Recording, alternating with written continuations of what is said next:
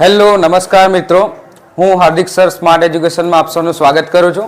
આજે આપણે યામ ભૂમિતિની પ્રસ્તાવના શીખીશું.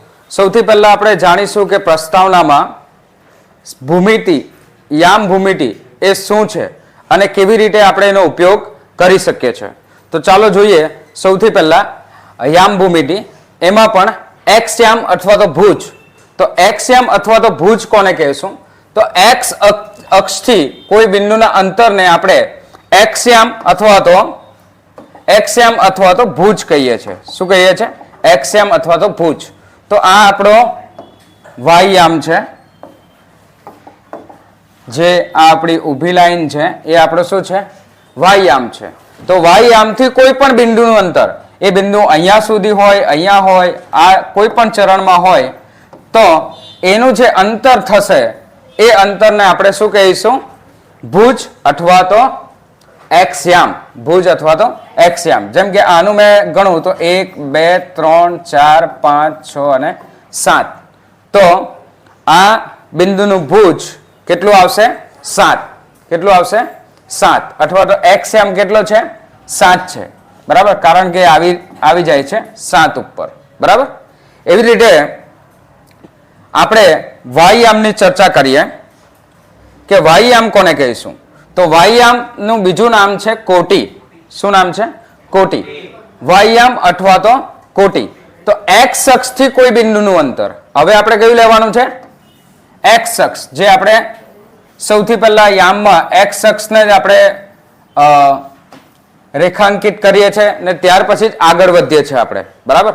એટલે પહેલું આપણે એક્સ યામ ને એક્સ યામથી કોઈ બિંદુ હોય, જેમ કે આ જ બિંદુની વાત કરીએ તો આ ઊભું અંતર જે છે, બરાબર, બધામાં ઊભું અંતર જે છે, બરાબર, ગ્રીન કલરમાં તમને જે દેખાય છે એ ઊભું અંતર જેટલું પણ છે એને આપણે શું કહીશું? તો એક્સ યામ અથવા તો કોટી.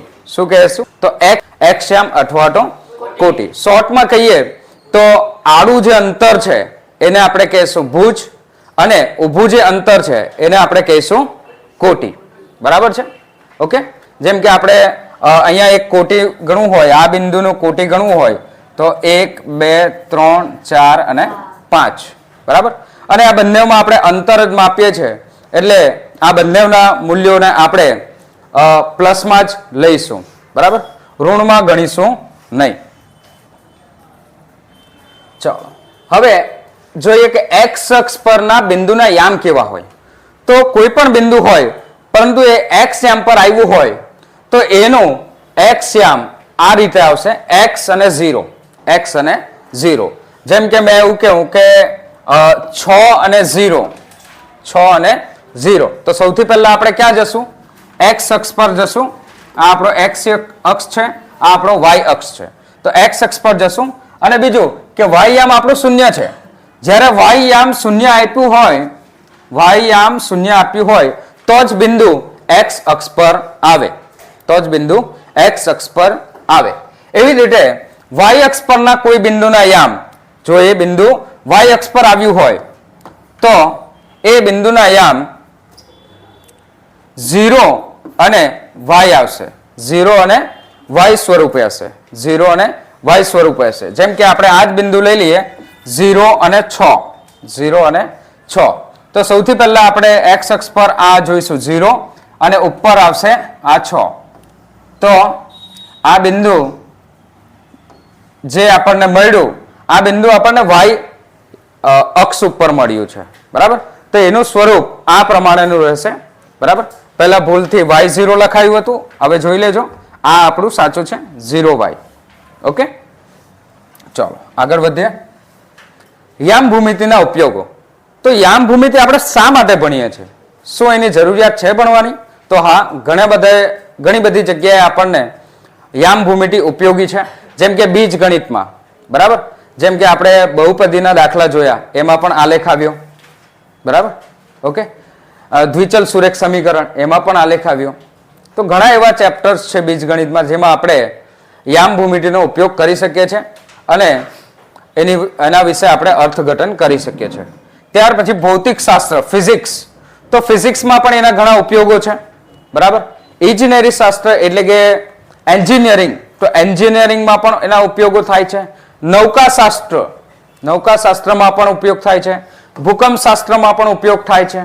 અને છેવટે કલામાં પણ, જેમ કે કોઈક મ્યુઝિક પ્રોડક્શન કરતું હોય અથવા તો વિડીયો એડિટિંગ કરતું હોય, તો આ બધા ક્ષેત્રમાં આલેખ કે યામ ભૂમિતિ આવે જ છે. બરાબર. ચલો, આપણે મહત્વના 2 મુદ્દાઓ આ ચેપ્ટરમાં ચર્ચા કરીશું. એમાં સૌથી પહેલો મુદ્દો છે એ છે અંતરસૂત્ર. અંતરસૂત્ર એટલે 2 બિંદુઓ વચ્ચેનું અંતર ને આપણે કેવી રીતે શોધવાનું એના વિશે શીખીશું. બરાબર. અને બીજું છે કે વિભાજન સૂત્ર. વિભાજન સૂત્ર એટલે બિંદુઓનું વિભાજન બિંદુ અને તેનો ગુણોત્તર. કોઈ એક રેખા આપી હોય, જેમ કે આ એક રેખા છે. બરાબર. આ રેખાને મેં અહીંયાથી ભાગ કરું છું, તો આના ભાગ જે છે એ 2 ગણું છે, આ 3 ગણો ભાગ છે. તો આ 2/3 માં મેં એનું ગુણોત્તર વિભાજન કર્યું. તો એ વિભાજન કરતું બિંદુ, જેમ કે આ A અને B નામ આપીએ, તો વિભાજન કરતું બિંદુ C છે. તો C ના યામ આપણે કેવી રીતે શોધીશું, અથવા તો C ના યામ આપ્યા હોય તો આપણા 2 બિંદુઓના યામ કેવી રીતના મળશે એ આપણે અહીં ચર્ચા કરીશું. ચાલો, અંતરસૂત્ર. સૌથી પહેલા આપણે અંતરસૂત્ર કેવી રીતે મેળવાયું એ સમજવાનો પ્રયત્ન કરીએ. અને એ સમજવા માટે જે આપણે પાઠ્યપુસ્તકનું જે ઉદાહરણ છે એ જ આપણને આપ્યું છે, જેમાં કીધું છે કે 2 શહેર છે, A અને B. A અને B 2 શહેર છે. હવે આ A અને B એકબીજાથી કેટલા દૂર છે? બરાબર. તો અહીં આપણને દિશા આપી છે. તો પૂર્વ દિશામાં એ 36 કિલોમીટર દૂર છે. બરાબર. જ્યારે ઉત્તર દિશામાં એ 15 કિલોમીટર દૂર છે. ઉત્તર દિશામાં 15 કિલોમીટર દૂર છે. પરંતુ એક્ઝેક્ટ આપણને ક્યારે ખબર પડે? જ્યારે A પોઈન્ટ થી B પોઈન્ટ સુધીનું અંતર આપણે શોધીએ તો જ ખબર પડશે કે કેટલું દૂર છે. હવે આ રીતે રચાતો એક ત્રિકોણ બને છે. બરાબર. આ બધા બિંદુઓને જો આપણે જોડીએ તો એક ત્રિકોણ બને છે. બરાબર. A B અને આપણે અહીંયા કહી દઈએ C. A B અને C. હવે આ A B C ત્રિકોણ કાટકોણ ત્રિકોણ છે. કયો ત્રિકોણ છે? કાટકોણ ત્રિકોણ. અને પાયથાગોરસનો પ્રમેય આપણે કાટકોણ ત્રિકોણ વિશે જ શીખવાનો છે. બરાબર. ડિટેલમાં પણ પાયથાગોરસનો પ્રમેય આપણે જોઈશું. બરાબર. એ ચેપ્ટર આવશે ત્યારે. અત્યારે આપણે મુખ્ય સૂત્ર કેવી રીતના બને પાયથાગોરસનું, જે આપણને આ ચેપ્ટરમાં મદદરૂપ થાય તેના વિશે આપણે ચર્ચા કરીએ. તો સૌથી પહેલા આપણે જોઈએ કે પાયથાગોરસનું સૂત્ર શું છે. તો પાયથાગોરસ ભાઈએ આપણને કીધું છે કે જ્યારે આપણે કર્ણનો વર્ગ કરીએ, કર્ણ એટલે કાટખૂણાની સામેની બાજુ. કર્ણ એટલે શું? કાટખૂણાની સામેની બાજુ, અથવા તો કાટખૂણો બનાવતી 2 બાજુઓ સિવાયની બીજી બાજુ કે ત્રીજી બાજુ. આ 2 કાટખૂણો બનાવતી 2 બાજુ કઈ છે? એક આ છે અને એક આ છે. બરાબર. આનાથી કાટખૂણો બને છે. તો એ 2 સિવાયની ત્રીજી બાજુ કઈ છે? એ કર્ણ છે. તો એ કર્ણ, તો કર્ણનો આપણે જ્યારે વર્ગ કરીશું, કર્ણનો આપણે વર્ગ કરીશું તો ત્યારે એ કર્ણનો વર્ગનો જવાબ આપણને કેવી રીતે મળશે? જ્યારે આપણે પાયો અને વેધ, આ ઊભું અંતરને શું કહેવાય? વેધ. બરાબર. તો પાયો વત્તા વેધ, વત્તા તો કરીશું પણ એ બંનેનો વર્ગ કરીને સરવાળો કરીશું તો આપણને શું મળશે? કર્ણ. અને કર્ણ મળશે એ પણ કેમાં મળશે? વર્ગમાં. શામાં મળશે? વર્ગમાં. બરાબર. તો આ બધા મિત્રોએ આ સમજી લેવું કે કર્ણનો વર્ગ બરાબર પાયાનો વર્ગ વત્તા વેધનો વર્ગ. તમે વેધ આગળ પણ લખી શકો, પાયો પાછળ પણ લખી શકો, વચ્ચે આવશે વત્તા. અને બંનેમાં વર્ગ, બંનેનો વર્ગ. આ બંનેનો વર્ગ કરો, જવાબ શું આવશે? કર્ણ. બંનેનો જવાબ શું આવશે? કર્ણ. તો આપણે એક આ જે અંતર છે એ શોધવાનો પ્રયત્ન કરીએ. જેમ કે અંતર અહીંયા છે એ આપણને ખબર નથી. A અને B નું અંતર, 2 શહેરો વચ્ચેનું અંતર આપણને ખબર નથી. તો આપણે શું કરીશું? પાયો, પાયો કેટલો છે? 36. એનો વર્ગ કરીશું વત્તા વેધ, વેધ કેટલો છે? 15. એનો વર્ગ કરીશું. બંનેનો સરવાળો કરી દઈશું. 36 નો વર્ગ કેટલો આવશે? 1296. 1296. બરાબર. એકવાર ગુણાકાર કરીને પણ તમારે જોઈ લેવાનું. અને 15 નો વર્ગ આવશે 225. બંનેનો સરવાળો કરીશું, શું જવાબ આવશે? 1521. 1521 જવાબ આવશે. બરાબર. આ 1521 જવાબ જે આવ્યો એ કર્ણના વર્ગનો આવ્યો. શાનો આવ્યો? કર્ણના વર્ગનો. આપણને જોઈએ છે કર્ણ માત્ર, વર્ગમાં જોઈતો નથી. તો આપણે શું કરવાનું છે? કર્ણનો વર્ગ કાઢી નાખવાનો છે, માથા પર તે 2 કાઢી નાખવાનો, એની જગ્યાએ લખી દેવાનું વર્ગમૂળમાં. વર્ગમૂળમાં આપણે લખીશું 1521. બરાબર? તો સાહેબ 1521 નું વર્ગમૂળ કેવી રીતે કાઢવાનું? તો ધોરણ 8 માં આપણે શીખી ગયા છે એના વિશે. બરાબર? કે 2 ભાગ કરવાના, 2 ભાગમાંથી એકમનો અંક જોવાનો. એકમનો અંક આવે, બરાબર, 1 છે અહીંયા એકમનો અંક, એટલે કે કોઈ સંખ્યાનું વર્ગમૂળ એકમનો અંક 1 હોય ત્યારે આવે એવી સંખ્યા 1 અને 9 છે. 1 અને 9 છે. તો આ 2 સંખ્યા આવી શકે. જ્યારે 1521 એમાં એકમનો અંક 1 છે, એટલે કોઈ પણ સંખ્યામાં એકમનો અંક જો 1 હોય તો 2 સંખ્યા આવી શકે એના વર્ગમૂળ તરીકે, વર્ગમૂળના એકમના અંક તરીકે 1 અને 9. 1 અને 9. હવે 1521, તો 1521 જે છે એમાં 1500 એટલે કે 15 કોના વર્ગની વચ્ચે આવે છે? કઈ 2 સંખ્યાના વર્ગની વચ્ચે આવે છે? બરાબર? 3 નો વર્ગ કેટલો થાય? 9. અને 4 નો વર્ગ કેટલો થાય? 16. તો 3 નો વર્ગ અને 4 નો વર્ગ, 9 અને 16 ની વચ્ચે જ 15 આવે છે ને? આ 15 ક્યાં આવશે? આ બેની વચ્ચે જ આવશે ને? 9 અને 16 ની વચ્ચે આવશે 15. આ 2 માંથી નાની સંખ્યા કઈ છે? 3. એટલે આપણો એક અંક એ તો ફિક્સ થઈ ગયો 3. હવે બીજો અંક તમારે ગુણાકાર કરીને જોઈ લેવાનો. 31 ગુણ્યા 31 કરો, 1521 આવે છે કે નથી આવતા? બરાબર? નથી આવશે. આવશે? નહીં આવશે. 31 ગુણ્યા 31 કરો તો જવાબ આવશે નહીં, પરંતુ 39 આની સાથે 3 લગાવી દેવાનો. શું લગાવી દેવાનો? 3 લગાવી દેવાનો. આ 2 માંથી જ કોઈ એક આન્સર હશે. એટલે આપણો જવાબ જે આવશે એ 39 જવાબ આવશે. ઓકે, ચાલો. તો આ રીતે આપણને ખબર પડી કે આ જે A અને B શહેર જે છે એ એકબીજાથી 29 કિલોમીટર દૂર આવેલા છે. સોરી, 39 કિલોમીટર દૂર આવેલા છે. ઓકે, ચલો. નેક્સ્ટ એક પોઈન્ટ આપણે સમજવાનો પ્રયત્ન કરીએ કે 2 બિંદુઓ આપ્યા છે અહીંયા, અને 2 બિંદુઓ અલગ અલગ રેખાના છે. હવે શું આ અલગ અલગ રેખાઓ ત્રિકોણ રચે છે? શું અલગ અલગ રેખા આપી છે, જેમ કે અહીંયા A અને C, A અને C લીધા છે આપણે, તો A અને C ત્રિકોણ રચે છે? હા, રચે છે. કાટકોણ ત્રિકોણ રચે છે? હા, રચે છે. તો શું આપણે એનું અંતર શોધી શકીએ? A અને C નું અંતર શોધી શકાય? હા, તો શોધી શકાય. કેમ ના શોધી શકાય? આપણી પાસે છે આ કર્ણ, તો આપણે સૂત્ર શું લખવાનું? કર્ણનો વર્ગ બરાબર પાયાનો વર્ગ વત્તા વેધનો વર્ગ. હવે કર્ણની જગ્યાએ શું છે? કર્ણની જગ્યાએ છે A અને C, તો AC નો વર્ગ. પાયાની જગ્યાએ આપણે એનો ઉદ્ગમ બિંદુ લઈ લઈએ O. શું લઈ લઈએ? O. તો O થી A આ બિંદુ સુધીનું અંતર છે. તો O થી A નું અંતર શોધવું હોય તો તમે 2 રીતે શોધી શકો. એક તો તમને શરૂઆતનું સ્થાન અને અંતિમ સ્થાન ખબર હોવી જોઈએ. શરૂઆતનું સ્થાન છે એ 0 છે, અંતિમ સ્થાન છે એ 4 છે. તો અંતિમ સ્થાનમાંથી તમે શરૂઆતનું સ્થાન માઇનસ કરો તો તમને શું મળી જાય? એ બંને વચ્ચેનું અંતર. જેમ કે તમે ટ્રાવેલ કરી રહ્યા છો બરોડાથી, બરાબર? બરોડાથી ટ્રાવેલ કરી રહ્યા છો, વચ્ચે આવે છે સુરત અને અંતમાં આવે છે વલસાડ. તો તમારે જવાનું છે કે આ વલસાડ, તમને ખબર નથી કે સુરતથી વલસાડનું અંતર કેટલું છે? ખબર છે? નથી ખબર.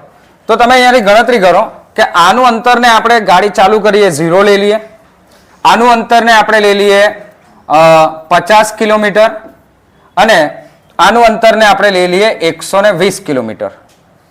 બરાબર? એટલે મેં હવે તમને એવું કહ્યું કે આ સુરત અને વલસાડ બંને વચ્ચેનું અંતર કેટલું છે? તો તમે શું કરશો? તમે શરૂઆતનું સ્થાન એટલે કે સુરતનું સ્થાન અને અંતિમ સ્થાન એટલે કે વલસાડનું સ્થાન, એ બંને વચ્ચે નું અંતર તમે કેવી રીતે માપશો? 120 માઇનસ 50 કરશો એટલે તમને અંતર મળશે 70. મળે ને? કેટલું મળશે? 70 કે 70 કિલોમીટર છે સુરતથી વલસાડ એપ્રોક્સિમેટલી. ખાલી આ સમજાવવા પૂરતું. બરાબર? તો આ રીતે આપણે જાણી શકીએ. તો એવી જ રીતે અહીંયા 4 આપ્યા છે ને ઉદ્ગમ બિંદુમાં આપણું બીજું બિંદુ કયું છે? 0. 4 માંથી તમે 0 માઇનસ કરો તો તમને કેટલા મળશે? 4 માંથી 0 માઇનસ કરો તો કેટલા મળશે? 4. કેટલું અંતર મળશે? 4. તો આપણને જે પાયો છે આ આપણો પાયો છે ને, આ આપણો શું છે? પાયો છે. ઓકે, એક મિનિટ. આ આપણો પાયો છે. તો પાયામાં આપણે આ રીતે ખાના પણ ગણી શકીએ. જો 1 2 3 અને 4. 4 ખાના છે એનો મતલબ 4 એકમ જેટલું અંતર છે. અને જો તમે ખાના ના ગણી શકતા હોય તો તમારે શું કરવાનું? આ 4 માંથી 0 માઇનસ કરી લેવાના. 4 માંથી 0 માઇનસ કરો શું આવશે? 4. તો પાયાનું એકમ કેટલું આવ્યું? 4 એકમ. અને વેધનું એકમ પણ તમે ખાના પણ ગણી શકો.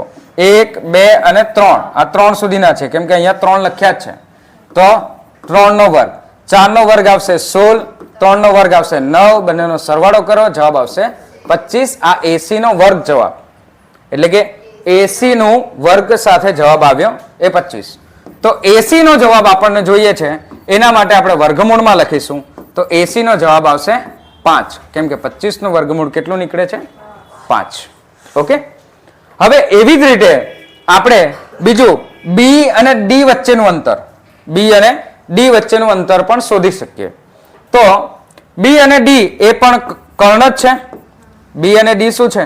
કર્ણ છે. કેમ કે આખો કાટકોણ ત્રિકોણ બને છે ને અહીંયા પણ. જો તમે જોઈ શકો છો કે અહીંયા પણ આખો આ કાટકોણ ત્રિકોણ બને છે. બન્યો કાટકોણ ત્રિકોણ. એમાં કાટખૂણો છે અહીંયા. આ આપણો કાટખૂણો છે. તો આ કાટકોણ ત્રિકોણ બને છે ને કાટકોણ ત્રિકોણની સામેની બાજુ એટલે કે કર્ણ. સામેની બાજુ એટલે કર્ણ. હવે કર્ણ શું છે? B અને D. તો B D નો વર્ગ, કર્ણનો વર્ગ. પછી પાયો, પાયો શું છે? OB. OB. આ સૂત્ર તમે તમારી જાતે કોઈ પણ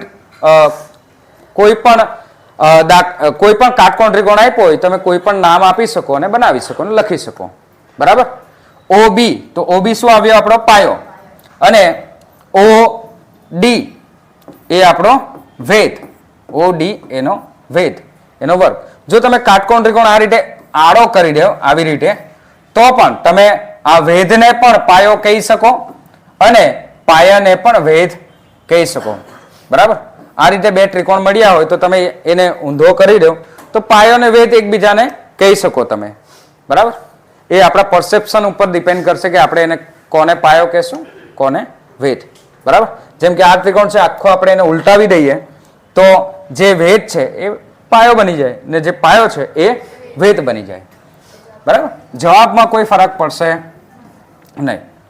હવે આપણે એનો વર્ક કરીએ. OB નું અંતર, તો OB નું અંતર આપણે ખાના પણ ગણી શકીએ છીએ. 4 સુધી અહીંયા આવેલા 5 અને 6. બરાબર? અને 6 માઇનસ 0 કરો તો પણ મળી જાય. 6 માઇનસ 0 કરો તો પણ મળી જાય 6 એટલે 6 નો વર્ગ. અને OD, તો OD કેટલા છે? 8. તો 8 ખાના 4 5 6 7 અને 8 ને 8 માઇનસ 0 કરો ઉદ્ગમ બિંદુ તો પણ તમને મળી જશે 8. બરાબર? 6 નો વર્ગ આવશે 36, 8 નો વર્ગ આવશે 64. બંનેનો સરવાળો કરીશું જવાબ આવશે 100. તો BD નો વર્ગ આવ્યો 100. પરંતુ આપણે BD શોધવું હોય તો BD ને આપણે લખીશું વર્ગમૂળમાં 100 અને 100 નું વર્ગમૂળ આવે છે 10. કેટલું આવશે? 10. એટલે જે આ નાનો કર્ણ છે એનું માપ આપણું આવ્યું એ છે 5. શું આવ્યું? 5. આ આપણું 5 આવ્યું અને આનો જવાબ આપણો આવ્યો 10. તો આ રીતે આપણે બે બિંદુઓ પરથી જે બિંદુઓ અક્ષ પર જ આવેલા છે, એક્સ અક્ષ કે વાય અક્ષ પર જ આવેલા છે એનું અંતર અને એ બે બિંદુઓ વચ્ચેનું અંતર શોધવાનો પ્રયત્ન કર્યો. હવે આપણે એ શીખવાનું છે કે જો બિંદુઓ એક્સ અક્ષ પર ના આવેલા હોય તો, જેમ કે અહીંયા બે બિંદુઓ છે P અને Q. આ એક્સ અક્ષ પર કે વાય અક્ષ પર નથી, એમ જ છે. તો આપણે અંતર કેવી રીતે શોધશું? જેમ કે આ પી બિંદુ છે અહીંયા અને અહીંયા ક્યુ બિંદુ છે, બરાબર. તો તમે જોશો કે અહીંયા બી એક ત્રિકોણ રચાય છે. રચાય છે આ ત્રિકોણ રચાય છે. હા, હવે આપણને જોઈએ છે આ કર્ણ. આ શું છે?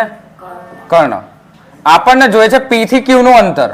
પી થી ક્યુ નું અંતર એટલે કર્ણનું જ અંતર થાય. પી થી ક્યુ નું અંતર એટલે કર્ણનું અંતર.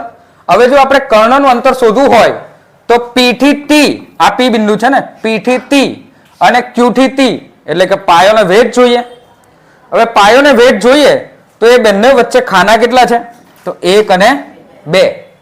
તો આ રીતે પણ અંતર શોધી શકીએ. અથવા તો તમને પેલું આપણે સમજાવ્યું તે રીતે કે 6 - 4 કરો, બરાબર. 6 - 4 કરો, વલસાડ - સુરત કરો તો તમને અંતર મળી જાય ને. તો 6 - 4 કરો તો પણ અંતર મળી જાય. કેટલું આવે? 2. આ 6 - 4 કરો તો પણ અંતર મળી જાય. અંતરનું એક સામાન્ય સૂત્ર છે એમ કે અંતર જો તમારે શોધવું હોય કોઈ પણ વસ્તુનું અંતર, તો આ રીતે સૂત્ર તમે બનાવી શકો. અંતર બરાબર માનાંકની અંદર, માનાંક એટલે આપણે 2 આવી ઊભી લીટી કરવાની છે, એની અંદર ગણતરી કરવાની. જેમ કે 2 બિંદુઓ લઈ લેવાના, 4 અને 6, 4 અને 6. તો બંનેનો ડિફરન્સ કેટલો છે? -2.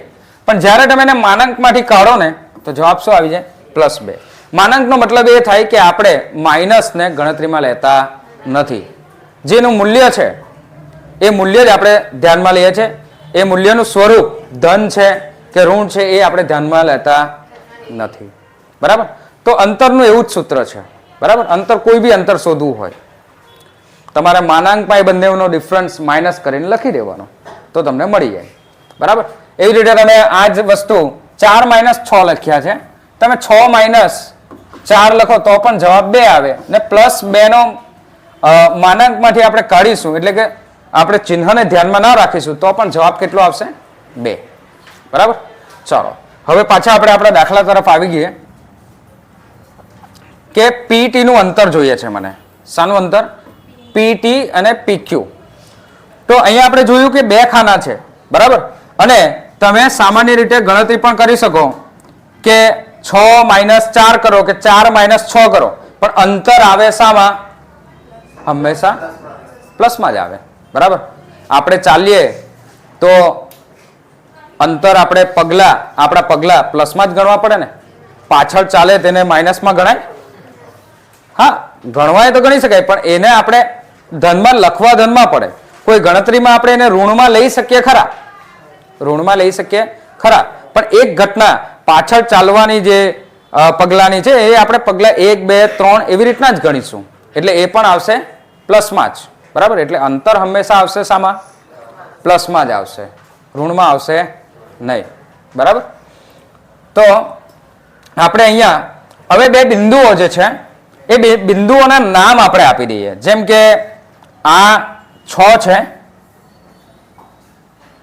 6 છે, એને આપણે x1 લઈ લઈએ. શું લઈ લઈએ? x1. ને આ જે 4 છે એને આપણે લઈ લઈએ x2. એટલા માટે કારણ કે બંને બિંદુઓ આવ્યા છે x અક્ષ પર ને બંને વચ્ચેનો ડિફરન્સ છે x1 અને x2, એ જ આપણે લેવાનો છે ડિફરન્સ, એટલે આપણે x1 અને x2 લીધા છે. એવી રીતે y અક્ષ પર પણ આપણે લઈ લઈએ તો y અક્ષ પર આપણે શું લેશું? y1 અને y2. ધ્યાનમાં રાખવું મિત્રો કે જે બિંદુઓ એના કોઈ પણ એકના બિંદુઓને આપણે 1, 1 લઈ લેવાના. જેમ કે p ના બિંદુઓને આપણે x1 અને y1 લેવાના છે તો આપણે આને લેવું પડશે x1, 4 ને લેવા પડશે x1. અને y વાળા જે છે y નું બિંદુ અથવા તો 2 નું બિંદુ q વાળું, આને આપણે શું લઈશું? q, x2 y2, x2 y2. તો અહીંયા જે 6 ની કિંમત છે એને આપણે x2 લઈશું અને આને આપણે અહીંયા y માં y2, બરાબર છે. હા, આ આવડી ગયું. x1 અને x2 સમજ પડી ગયા, y1 અને y2 ખબર પડી ગઈ. હવે તમે 1 - 2 કરો કે 2 - 1 કરો, બંનેનો ડિફરન્સ આવશે, બંનેનું અંતર આવશે, બરાબર, એ પ્લસમાં જ આવશે. હવે બીજી રીતે કઈ રીતે પ્લસમાં આવશે? જ્યારે આપણે સૂત્રમાં લખીશું ને વર્ગ કરીશું તો આપણને ખબર છે કે કોઈ પણ સંખ્યાનો તમે વર્ગ કરો, જવાબ શું આવે? પ્લસ જ આવે. એ સંખ્યા ઋણ હોય કે એ સંખ્યા ધન હોય, જવાબ શું આવે? પ્લસ. જવાબ શું આવે? પ્લસ. બરાબર. એટલે આપણે હવે પી અને ટી નું જો અંતર શોધીએ, પી અને ટી નું અંતર, તો પી ટી નું અંતર મેં કેવી રીતે શોધીશ? x2 - x1 કે x2 - x1, અથવા તો મેં x1 - x2 પણ લખી શકું. બંને સૂત્ર લખી શકું. ને આ બંને સૂત્ર ખરેખર માનાંકમાં લખવાના હોય. શામાં લખવાના હોય? માનાંકમાં લખવાના હોય. પણ આપણે સૂત્રમાં નહીં લખશું તો પણ ચાલશે, કેમ કે આપણે છેલ્લે વર્ક કરવાનું તો આવે જ છે. હવે આ બંનેનો ડિફરન્સ તમને ખબર જ છે કે 4 - 6 કરો, x2 6 છે, ઓકે, x2 6 - 4, અથવા x1 4 - 6 કરો, બંનેનો ડિફરન્સ 2 જ આવશે. જવાબ શું આવશે? 2 જ આવશે. બરાબર. હવે કેમ મેં અહીંયા 2 લખ્યો છે? સર અહીંયા તો -2 આવે, અહીંયા પ્લસ તમે લખ્યું, પછી અહીંયા તો સર અઠવામાં -2 આવે ને, પણ મેં અહીંયા લખ્યા છે શામાં? માનાંકમાં. શામાં લખ્યા છે? માનાંકમાં. હવે માનાંકમાંથી જ્યારે કાઢું તો એ આવશે પ્લસમાં. એટલે જવાબ શામાં આવશે? પ્લસમાં. બરાબર, ઓકે. પણ આપણે સૂત્રમાં હવે જ્યારે લખીશું, બંનેનું જ્યારે સૂત્ર બનાવીશું, એનો આપણે ઓલરેડી વર્ક કરવાનો જ છે, એટલે આપણે માનાંકનો ઉપયોગ કરીશું નહીં. બરાબર, માનાંકનો ઉપયોગ કરીશું નહીં. એવી રીતે QT નું અંતર, શાનું અંતર? જો જે અંતર અહીંયા છે એ જ અંતર અહીંયા છે, જે અંતર 4 અને 6 વચ્ચેનું છે એ જ PT નું અંતર છે ને. એવી રીતે જે અંતર 8 અને 6 વચ્ચેનું છે એ જ અંતર અહીંયા QT નું છે, એ જ અંતર શાનું છે? QT નું છે, સરખું જ છે. એટલે એમાં આપણે y2 - y1 અથવા y1 - y2, y2 ની કિંમત આપણે શું છે? 8. 8 - 6 કરો, અથવા 6 - 8 કરો. આનો જવાબ આવશે 2, અથવા આનો જવાબ આવશે -2. આ -2 આપણે આ માનાંકમાં લખેલા છે, ને માનાંકમાંથી બહાર કાઢશું તો જવાબ આવશે પ્લસમાં. એટલે અંતર તો હંમેશા પ્લસમાં જ આપણે લખવું પડે. બરાબર છે. હવે આપણે આપણું અંતર સૂત્ર બનાવવાનો પ્રયત્ન કરીએ. બે આપણે પીટી અને ક્યુટી, પીટી અને ક્યુટી બે જે અંતરો છે, જે પાયો અને વેધના અંતરો છે, એ આપણે શોધી લીધા. હવે આપણે શોધવાનું છે શાનું અંતર? કર્ણનું અંતર. શાનું અંતર શોધવાનું છે? કર્ણનું અંતર. તો આપણે કર્ણનું અંતર શોધવું હોય તો કર્ણ શું છે? કર્ણ P થી Q, P થી Q. તો P થી Q એ આપણો કર્ણ છે, ને કર્ણનો વર્ગ કરીએ. સૌથી પહેલા આપણે સાદું સૂત્ર લખી લઈએ, એટલે કોઈ મિત્રને હજુ યાદ ના હોય તો યાદ આવી જાય કે કર્ણનો વર્ગ બરાબર પાયાનો વર્ગ વત્તા વેધનો વર્ગ. એટલે કે કર્ણ આપણી પાસે છે, કયો છે કર્ણ? PQ. કર્ણ શું છે? PQ. મળી ગયું PQ? ઓકે. અને કાટખૂણો બનાવતી બાજુઓમાં પાયો અને વેધ આવે તો પાયો છે PT. પાયો શું છે? PT. વેધ શું છે? QT. તો PT નો વર્ગ વત્તા QT નો વર્ગ. હવે આપણે અંતર સૂત્ર બનાવીએ. આ શું બનાવીએ છીએ આપણે? અંતર સૂત્ર બનાવી રહ્યા છીએ આપણે. અંતર સૂત્ર કેવી રીતે બન્યું એ આપણે શીખીએ છીએ. શું શીખીએ છીએ આપણે? અંતર સૂત્ર. હવે જોજો, P અને Q વચ્ચેનું અંતર જો આપણે શોધવું હોય તો PT. PT એટલે કેવી રીતે શોધીશું? PT બે રીતે શોધી શકીએ. કઈ રીતે? x2 - x1 અથવા તો x1 માઇનસ x2 બંનેમાંથી કોઈ પણ એક આપણે ઉપયોગ કરી શકીએ 1 2 યા ફિર 2 1 1 2 અથવા તો 2 1 જ્યારે બી સૂત્ર આપણે બનાવીએ ત્યારે આપણે કોઈ બી એક પેટર્ન ફોલો કરીએ જેમ કે x1 માઇનસ x2 કરીએ એનો વર્ગ ખ્યાલ આવી ગયો એવી રીતે qt તો qt માટે શું આવશે જોઈ લો એમાં પણ આ જ બેમાંથી કોઈ એક આપણે લખવાનો બરાબર તો અહીંયા આપણે શું લખીશું y1 માઇનસ y2 આખાનો વર્ગ આની જગ્યાએ બીજું સૂત્ર આપણે બનાવી શકીએ એ સૂત્ર શું આવશે x2 માઇનસ x1 આખાનો વર્ગ વત્તા આખાનો વર્ગ એટલે આખા કૌંસનો વર્ગ y2 માઇનસ y1 આખા કૌંસનો વર્ગ બરાબર એટલે તમે જો 1 2 1 2 બંને બાજુ લખી શકો બરાબર બંનેમાં પાયો અને વેગ બંનેમાં એવી રીતે 2 1 2 1 પણ લખી શકો કારણ કે આપણો જવાબ જો માઇનસમાં પણ આવે તો બી આપણે વર્ગ કરીશું એટલે એ થઈ જશે ધન એ થઈ જશે ધન આ બેમાંથી કોઈ પણ એક સૂત્ર ઉપયોગ કરી શકીએ આપણે બરાબર અને આ આપણું PQ નો વર્ગ હવે આપણને જે પાઠ્યપુસ્તકમાં આપ્યું છે એ સૂત્ર આ રીતે મળશે પરંતુ એક વસ્તુ ખાસ ધ્યાન રાખવું કે જ્યારે આપણે આ વર્ગમૂળનું નિશાન લખીએ તો આ બે જે છે આ ભાઈ જે માથા પર બેઠેલા છે બરાબર માથા ઉપર બેસેલા છે એને આપણે ડિલીટ કરી નાખવાના એને કાઢી નાખવાનું જો વર્ગમૂળ લખીએ વર્ગ લખીએ તો વર્ગમૂળ નહીં આવે વર્ગમૂળ લખીએ તો વર્ગ નહીં આવે બેમાંથી કોઈ એક તમારે કાઢી નાખવું પડે તો અહીંયા માથા પરના બે આપણે કાઢી નાખવા પડે અને એની અંદર લખવું પડે આપણે આ સૂત્ર x1 માઇનસ x2 આખાનો વર્ગ y1 માઇનસ y2 આખા કૌંસનો વર્ગ અથવા તો બીજું સૂત્ર આ પણ બની શકે એ પણ વર્ગમૂળમાં x2 માઇનસ x1 આખાનો વર્ગ વત્તા y2 માઇનસ y1 આખા કૌંસનો વર્ગ તો આ રીતે બન્યું આપણું અંતર સૂત્ર શું બન્યું અંતર સૂત્ર ખ્યાલ આવ્યો સમજ પડી હજુ પણ કંઈ સમજ ના પડી હોય તો તમે કમેન્ટ કરી શકો છો ઓકે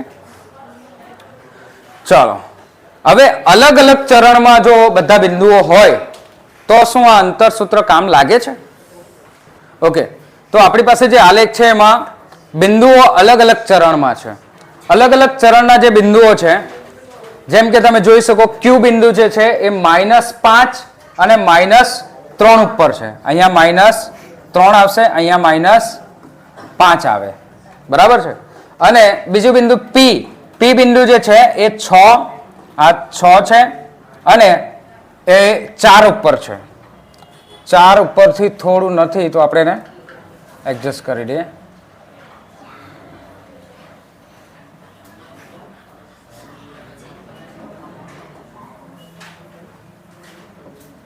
છ અને 5 પર છે આ બિંદુ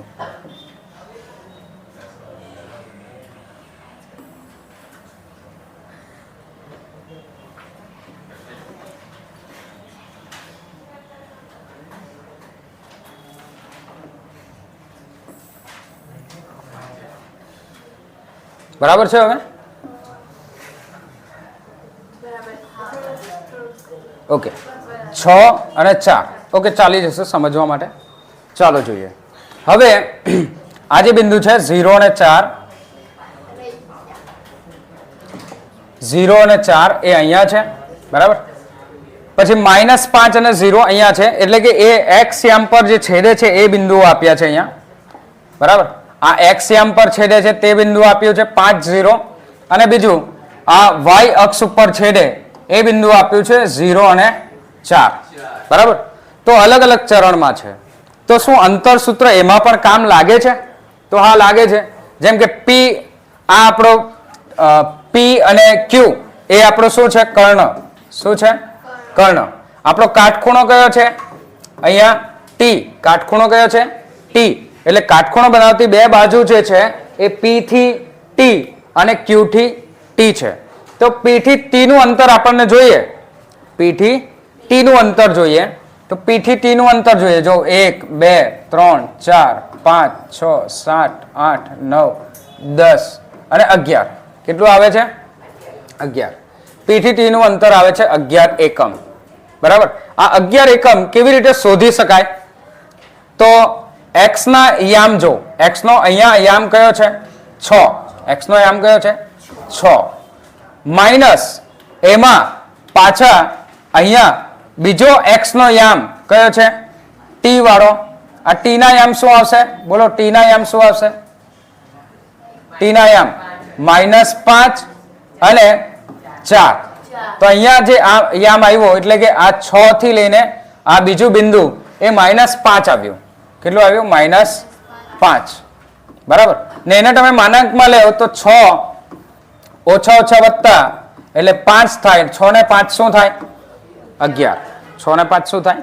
11. અને તમે ખાના ગણો, બરાબર, એક એક ખાનું ગણો તો પણ અંતર કેટલું આવે? 11. એવી રીતે આપણે Q થી T નું અંતર ગણીએ તો 1 2 3 4 5 6 અને 7. કેટલા એકમ આવે છે? 7 એકમ. 7 એકમ આવે છે. તો આ 7 એકમ આવ્યું. હવે એનું અંતર જો આપણે માનાંકમાં લઈને ગણીએ, બે બિંદુઓથી ગણીએ તો બે બિંદુઓ કયા કયા છે? y ના બિંદુ જોવા પડશે, કેમ કે આપણે ઊભી લાઈનની વાત કરીએ છીએ. બરાબર. આપણે આગળ ચર્ચા કરી કયા મિત્રને ખબર છે કે કોને કોટી કહેવાય અને કોને ભુજ કહેવાય એ કમેન્ટ કરે અત્યારે, કે ભૂલી ગયા. જેને પણ યાદ હોય આ સમયે કમેન્ટ કરજો. બરાબર. પાછળ જઈને ફોરવર્ડ કરીને પછી જોજો, નહીં આવડે ત્યારે. ચાલો જોઈએ. તો અહીંયા આ -3 છે અને અહીંયા જે બિંદુ છે એ 4 છે. શું છે? 4. તો 4 અને માઇનસ અને બીજું -3 નું બિંદુ છે. આ આપણા x1 - x2 છે. આ આપણા y1 - y2 છે. માઇનસ માઇનસ શું થાય? પ્લસ. 4 અને 3 ને પ્લસ કરીએ, જવાબ શું આવશે? 7. હવે આપણને જોઈએ છે P અને T, આ P બિંદુ અને Q બિંદુ વચ્ચેનું અંતર. તો PQ નો વર્ગ બરાબર વર્ગમૂળમાં લખવાની જગ્યાએ આપણે કૌંસની અંદર જ લખી દઈએ છીએ x1 - x2 આખા કૌંસનો વર્ગ વત્તા y1 - y2 આખા કૌંસનો વર્ગ. બરાબર. દરેક વિદ્યાર્થીને એક સલાહ છે કે દરેક વિદ્યાર્થી શું કરે છે કે PQ નો આ જે સૂત્ર છે એ સૂત્ર ગોખી કાઢે છે. x1 - x2 આખાનો વર્ગ વત્તા y1 - y2 આખાનો વર્ગ, અને પછી આ સૂત્ર ગોખીને દર વખતે વર્ગમૂળ કર્યા કરે છે. જ્યાં સુધી એનો જવાબ નહીં આવે ત્યાં સુધી એનો વર્ગમૂળ ચાલતું જ રહેતું હોય. વર્ગમૂળ આ રીતે કરતો જ રહેતો હોય. તો મેં મારી રીતે આ વર્ગમૂળ થોડી સ્વચ્છતાની લીધે મેં હટાવી દઉં છું અને એની જગ્યાએ આ જ સૂત્રનો ઉપયોગ કરું છું. સૂત્ર મેં ઉપયોગ કરીશ આ જ, જેમાં આપણે વર્ગમૂળ જે બંનેનો સરવાળો થઈ જાય, અડધો જવાબ આપણો આવી જાય, ત્યાર પછી આપણે વર્ગમૂળ એમાં મૂકીશું. તો x1 ની કિંમત શું છે? x1 ની કિંમત PQ માં કોઈને પણ, આને આપણે 1 લઈ લઈએ. x1 y1 x2 અને y2. x1 ની કિંમત શું છે? 6. આપણે મોટા કૌંસમાં લખવાની આદત રાખીશું. x1 ની કિંમત 6 માઇનસ x2 ની કિંમત શું છે? -5. મોટા કૌંસમાં એટલા માટે કે જે માઇનસ આવે એને આપણે કૌંસમાં લખવાના, જેથી ગણતરીમાં ભૂલ આવે નહીં. પાછો મોટો કૌંસ y1 ની કિંમત શું છે? 4. તો આપણે 4 લખીશું. માઇનસ y2 ની કિંમત -3 એનો વર્ગ. તો કૌંસમાં આપણે 6 ઓછા ઓછા શું થઈ જાય? પ્લસ એનો વર્ગ વત્તા 4 વત્તા 3 એનો પણ વર્ગ. 6 ને 5 11 નો વર્ગ વત્તા 4 ને 3 7 નો વર્ગ. 11 નો વર્ગ કેટલો આવશે મિત્રો? 121 વત્તા 7 નો વર્ગ કેટલો આવશે? 49. બંનેનો સરવાળો કરો. 50 ને 20 70. 170. શું આવે? 170 ભાઈ. 121 49 અને 1 50. 50 ને 20 70. શું જવાબ આવશે? 170. હવે આ 170 જે જવાબ આવ્યો એ PQ નો વર્ગનો છે. શાનો છે? વર્ગનો. એટલે અંતમાં જ આપણે શું કરીશું? વર્ગમૂળમાં લઈશું. PQ બરાબર વર્ગમૂળમાં 170. PQ બરાબર વર્ગમૂળમાં 170. બરાબર.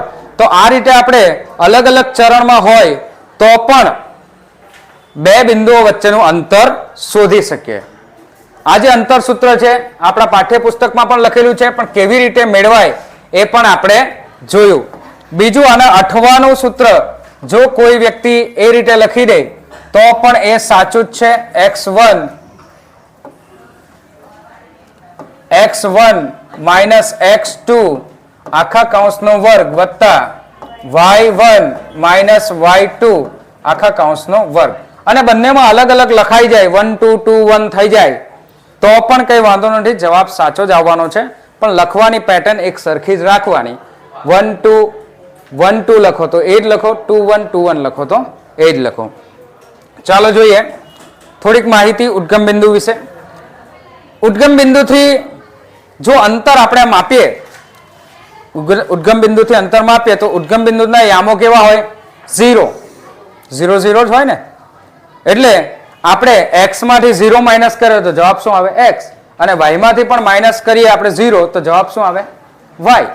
એટલે એ બંનેનો વર્ગ કરી દઈએ તો પણ આપણને O અને P બિંદુ એટલે કે ઉદ્ગમ બિંદુથી જો કોઈ P બિંદુ હોય બંને વચ્ચેનું અંતર મળે એનું આ સૂત્ર આવે વર્ગમૂળની અંદર. બરાબર. અંતર હંમેશા અનુણ હોય છે. શું હોય છે? અનુણ. યાદ રાખજો, અનઋણ. અનઋણ અનઋણ અનઋણ. બરાબર. ઋણ ના હોય તેવું, ઋણ ના હોય તેવું. કદી પણ ઋણ હોતું નથી. અને PQ ગ્રેટર ધેન 0, અંતર હંમેશા 0 કે 0 થી વધારે જ હોય. બરાબર. મારું સ્થાન અત્યારે અહીંયા છે, 1 મિનિટ પછી પણ અહીંયા જ છે મારું સ્થાન, તો મારું અંતર આવશે 0. પણ એક પગલું ચાલુ તો 0 થી મોટું. એટલે અંતર હંમેશા ગ્રેટર ધેન ઇક્વલ ટુ 0, 0 કે 0 થી મોટું હોય છે. જો P અને Q બિંદુઓ બે સરખા જ છે, P અને Q બંને બિંદુઓ કેવા છે? સરખા બિંદુઓ છે, તો બંનેનું અંતર કેટલું આવશે? 0. ઘણીવાર આપણને દાખલા બીજા પૂછાય છે કે બે બાજુ આપી હોય AB અને BC. બરાબર. જો A અને B બંનેનો સરવાળો કરીએ અને બંનેનો સરવાળો ગ્રેટર ધેન AC થાય, AC કરતા મોટું થાય તો ABC અસમરેખ બિંદુઓ છે. ABC કેવા બિંદુઓ છે? અસમરેખ. બે તમે જેમ કે આ લીધું AB, પછી બીજું લીધું તમે BC, B અને C, આ બે રેખા લીધી. હવે આ બંનેનો સરવાળો કરો, માની લો કે આ 3 છે ને આ 4 છે, તો આ બંનેનો સરવાળો કરો તો કેટલો આવે? 4 આવે. પરંતુ અહીંયા તમને આપ્યું છે AC, AC આપ્યું છે 5, સોરી AC આપ્યું છે 3, AC આપ્યું 3. તો આ બંનેનો સરવાળો મોટો છે કોના કરતા? AC કરતા. તો આ A અને C એ તો નાનું છે. જો કે ખરેખર જોઈએ તો A B C એ મોટું છે. એટલે આપેલું માહિતીમાં કોઈ ભૂલ છે. એટલે આ જે બિંદુઓ છે એ એક રેખા પર આવેલા નથી. જો એક રેખા પર આવેલા હોય તો આ 3 અને 4 એ બંનેનો સરવાળો કેટલો થવો જોઈએ? 7 થવો જ જોઈએ. 7 થવો જ જોઈએ. એટલે આ બંનેનો સરવાળો મોટો હોય AC કરતા તો ABC અસમરેખ બિંદુઓ છે. ABC અસમરેખ બિંદુઓ છે. અને AB અને BC, આ AB નું અંતર અને BC નું અંતર બરાબર AC નું અંતર થઈ જાય. જેમ કે 3 અને 4 કેટલા થાય? 7. તો AC થઈ જતું હોય તો આ 3 અને 3 સમરેખ બિંદુઓ છે, એક જ રેખા ઉપર આવેલા છે. એક જ રેખા ઉપર આવેલા છે એમ આપણે કહી શકીએ. બરાબર. તો હવે પછીના નેક્સ્ટ વિડીયોમાં આપણે બધા જ અંતર સૂત્રના દાખલાઓ આપણે જોઈશું. બરાબર. બધા દાખલાઓ સમજવા માટે સૌથી પહેલા આ વિડીયો ડિટેલમાં જોવો જરૂરી છે. એટલે બધા જ વિદ્યાર્થી મિત્રો કે જે આ છેલ્લે વિડીયો જોઈ રહ્યા છે તે ફરીથી ધ્યાનથી એના વિશે સમજે. ત્યારબાદ સૂત્ર ગોખવાના બદલે સૂત્ર કેવી રીતે બને છે અને સૂત્ર હંમેશા માટે યાદ રહે એવી રીતે તમે આ વિડીયોમાં સમજી શકો છો. બરાબર, એટલા માટે આ ડિટેલ વિડીયો છે. બરાબર, તો બીજા પણ ઘણા વિડીયો છે જે તમને અહીંયા લિંક ઉપર અથવા તો વિડીયોના અંતમાં મારું આખું પ્લેલિસ્ટ તમને મળી જશે. બરાબર, બધા વિષયોનું, બધા ચેપ્ટરો વિશેનું. બરાબર, તો તે પણ જોજો, લાઈક કરજો, શેર કરજો. નયા વિડીયોમાં પાછા મળીશું આપણે બધા જ અંતરસૂત્રના દાખલાઓ લઈને. આભાર, થેન્ક યુ.